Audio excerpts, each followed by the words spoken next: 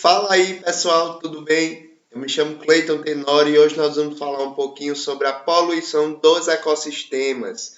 Então, quando a gente fala em poluição dos ecossistemas, nós vamos estar falando de toda e qualquer contaminação ali do ambiente, seja residual, ou seja pela liberação de resíduos, ou simplesmente pela liberação de energia. Que energia é essa? Luz, calor, som, ok? Isso pode causar um prejuízo muito grande a longo prazo, tanto nos ecossistemas como nos seres vivos que habitam eles, ok? Normalmente, essa contaminação ela vai ocorrer através de quê? Através de água, ar, o próprio solo, tudo aquilo vinculado àquele ambiente, ok? E até mesmo, incorporar ali nos seres vivos e causar o que nós chamamos de bioacumulação. Agora nós vamos ver um pouco de cada um desses tipos de poluição e o que agrava nos indivíduos e no ambiente. A primeira delas é a poluição sonora, que nada mais é do que o barulho ou alto volume ali causado por som. Não quero dizer apenas que é um som, um alto-falante, mas podem ser outros ruídos também. A curto e médio prazo, essa poluição sonora pode causar ali uma irritação ou estresse, principalmente nos seres vivos, mas também, se existir isso em ambientes naturais, pode causar um estresse, um desequilíbrio nas populações nativas. E a longo prazo, o que acontece é que a poluição sonora pode causar ali redução da audição ou até mesmo surdez, ok? Ela acontece muito em ambientes urbanizados.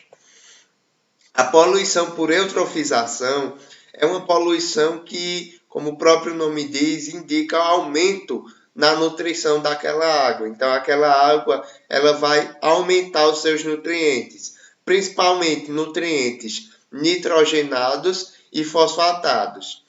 Ela pode acontecer de duas formas: de forma natural, que é quando ocorre o aumento ali de matéria orgânica na água, seja por morte de indivíduos ou por acúmulo de fezes, por exemplo, naquela água.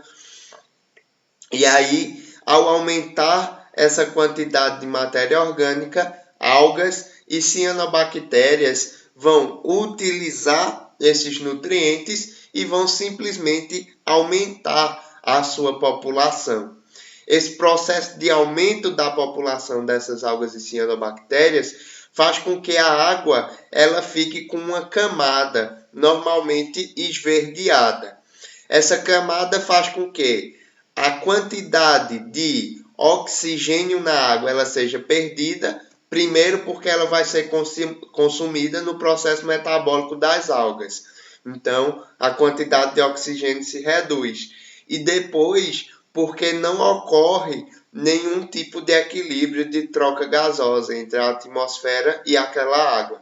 Então, a quantidade de água a quantidade de oxigênio reduz naquela água, causando ali morte dos seres vivos, dos organismos vivos que existem naquele ambiente. Com a morte desses organismos vivos que existem no ambiente, acontece que se acumula ainda mais matéria orgânica e ocorre ainda mais eutrofização. Além dessa redução de oxigênio na água, ocorre também a falta de permeabilidade da luz. Como a água ela vai ser coberta por uma camada esverdeada, a penetração de luz é reduzida. Então, os organismos que dependem da luz para produzir o seu alimento, como é o caso dos fotossintetizantes, também vão entrar ali em declínio populacional naquele ambiente. A forma de poluição do fenômeno de eutrofização ali por produtos nitrogenados ou fosfatados, como os fertilizantes e os detergentes, também é um exemplo e ocorre da mesma forma, ok? Só que o que acontece é que, ao invés de ser de forma natural, ocorre ali o despejo de produtos fertilizantes e de alguns detergentes através do esgoto nessas águas, ok? E aí, novamente, ocorre um aumento na população de algas e cianobactérias e vai acontecer novamente o processo de eutrofização. Nós temos agora a poluição térmica. A poluição térmica nada mais é do que o aumento da temperatura e normalmente esse aumento de temperatura ocorre através da água, ok? Muito comum em regiões ali de usinas térmicas ou termoelétricas, ok? Porque simplesmente eles precisam dessa água para reduzir ali a temperatura dos reatores. E aí a água daquelas regiões funcionam ali como um sistema de redução ali da temperatura desses reatores e, consequentemente, aumentam a temperatura do nível da água. Essa temperatura elevada da água causa ali no ambiente uma diversidade de fatores ambientais, porque eu simplesmente vou desequilibrar um ecossistema e isso vai me causar sérios danos, principalmente para os seres vivos. Além disso, com essa temperatura elevada, eu posso surgir com algumas bactérias no ambiente e causar algumas doenças nos indivíduos, já que essa temperatura ela está ali em total conformidade com o desenvolvimento de bactérias, de fungos e etc. Ok? A poluição do ar é a que mais nos prejudica atualmente, né? Normalmente, ela ocorre através do aumento ali da quantidade de dióxido de carbono, que é o gás carbônico. Mas existem outros gases que vão afetar ali também o seu ambiente atmosférico, como o monóxido de carbono, o dióxido de enxofre, o ozônio, o dióxido de nitrogênio e o metano. Esses gases vão causar duas preocupações principais, como o efeito estufa e o aquecimento global dos ambientes, principalmente da camada ali polar, né, que vai gerar ali o derretimento das geleiras, ok? Então, é lógico que o aquecimento global ele nos afeta como um todo, mas existem regiões onde esse aquecimento global ele vai ser um pouco mais pertinente e causar danos mais severos. A longo prazo, nós vamos ter também diversos fatores que vão nos auxiliar, né, nesse agravamento do aquecimento global. Mas em curto prazo, algumas regiões são sempre mais devastadas que outras. Um desses fatores de poluição do ar é a chuva ácida, quando ocorre simplesmente a reação da água com o dióxido de nitrogênio e o dióxido de enxofre, ocorre ali uma reação para formar ali ácido sulfúrico e ácido nítrico.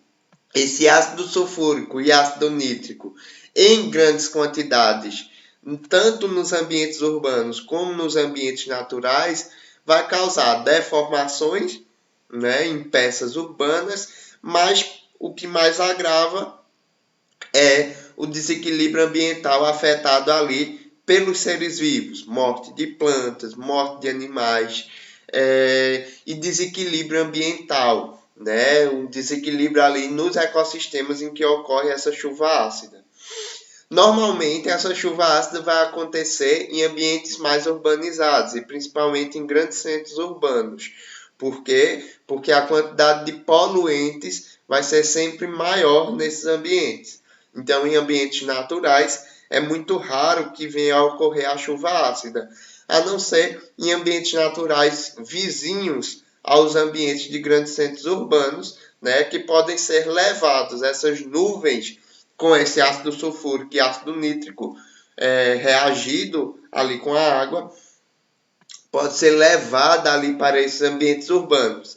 Se for levada aos ambientes mais naturais, né, pode causar severos danos. Ainda dentro da poluição do ar, nós falamos um pouquinho do aquecimento global.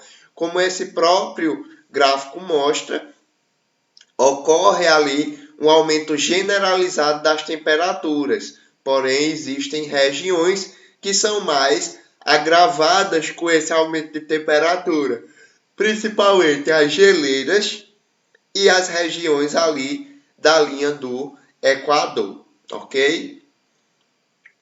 Esse aquecimento global ele é causado principalmente pelo efeito estufa, que nada mais é do que a liberação desses gases, principalmente o dióxido de carbono, e a partir disso o acúmulo de temperatura através desses gases. Esse acúmulo de temperatura vai causar ali um efeito mesmo de estufa no ambiente, porque a luz vai penetrar e não vai conseguir irradiar para o espaço novamente. É como se a luz, o calor, ele ficasse preso na nossa atmosfera e aí gerando ali um aumento de calor constante, ok?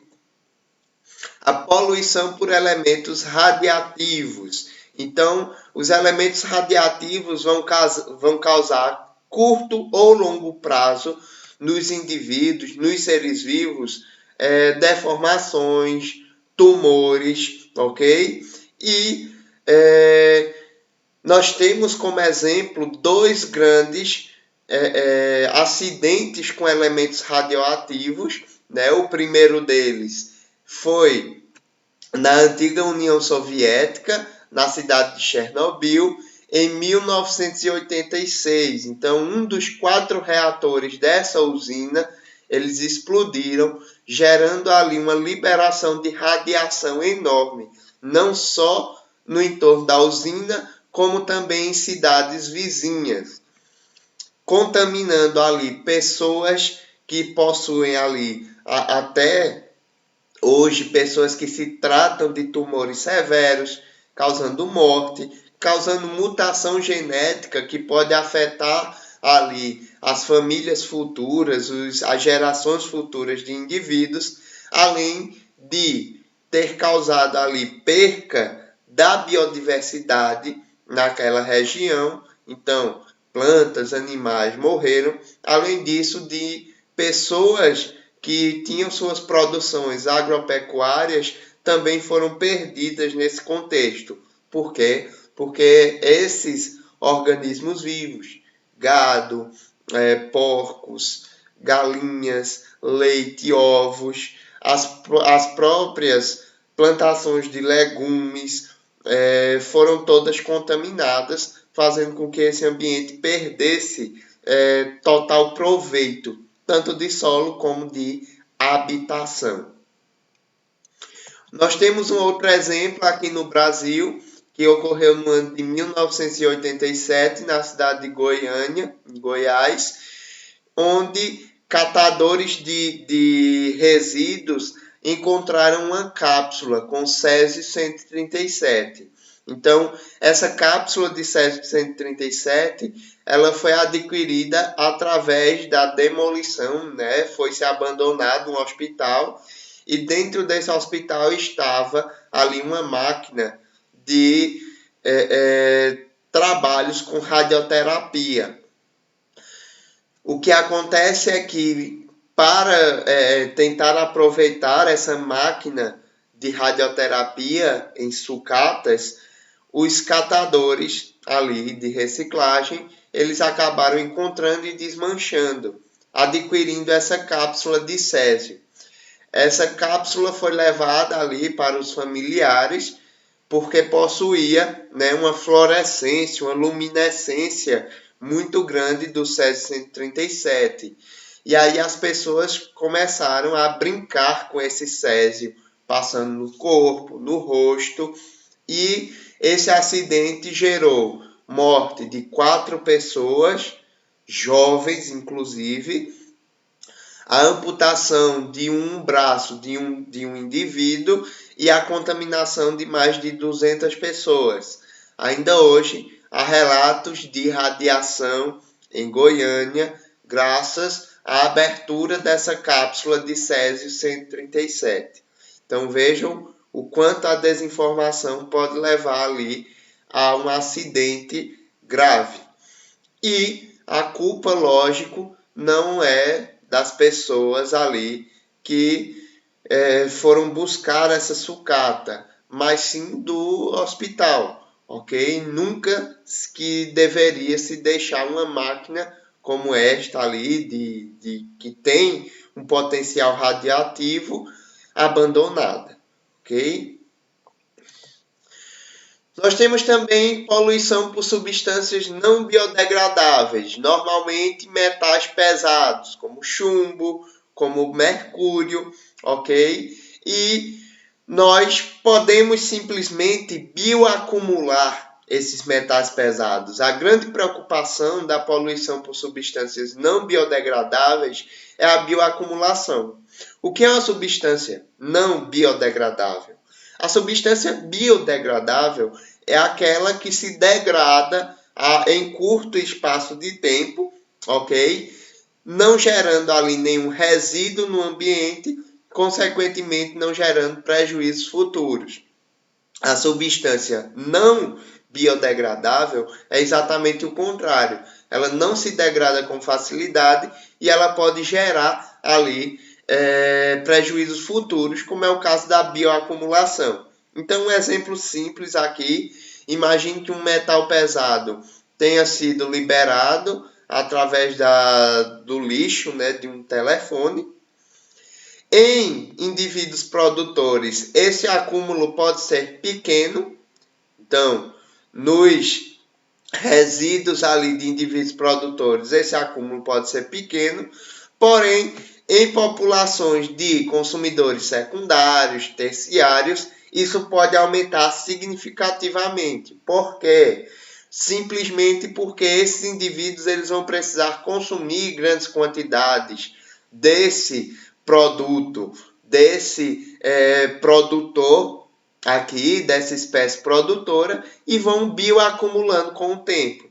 Então, o período em que conseguirem sobreviver no ambiente, eles vão sempre bioacumulando. Vem outro indivíduo, outro peixe, e aí consome parte dessa população aqui, desses peixes menores, e acabam bioacumulando ainda mais. Vejam o exemplo. O exemplo aqui é bem simples.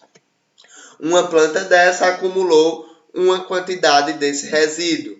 Vejam que o peixe comeu 3 quantidades desse resíduo aqui. Então, ele bioacumulou 3 vezes mais. Esse peixe aqui, esse peixe maior, teve que comer 3 unidades de peixe.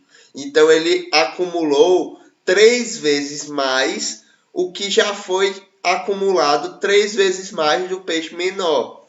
Ou seja, ele bioacumulou 9 vezes mais sem ter sequer uma relação direta com essa planta aqui, ok? E aí, o resultado é que muitas vezes a gente também consome desses peixes, né?